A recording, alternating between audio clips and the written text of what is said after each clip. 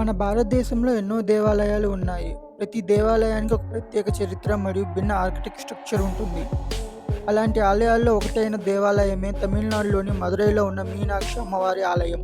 ఈ మీనాక్షి అమ్మవారి ఆలయంలో ఒక అద్భుతమైన శిల్పకళ ఉంది. ఈ ఆలయాన్ని వేల సంగీత స్తంభాలతో నిర్మించారు. ఇక్కడున్న వేల సంగీత స్తంభాలు సాధారణ రాళ్లతో చేసినవి కావు.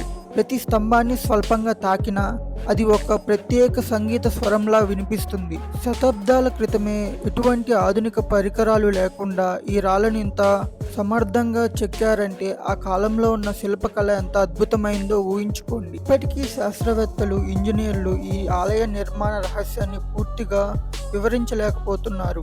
అందుకే మీనాక్షి ఆలయం కేవలం దేవాలయమే కాదు, అది ఒక ప్రాణమున్న సంగీత సాహిత్యం. మన దేశంలో ఇలాంటి దేవాలయాలు చాలా ఉన్నాయి. ప్రతి దేవాలయానికి ప్రత్యేక చరిత్ర మరియు ప్రత్యేక శిల్పకళ ఉంటుంది.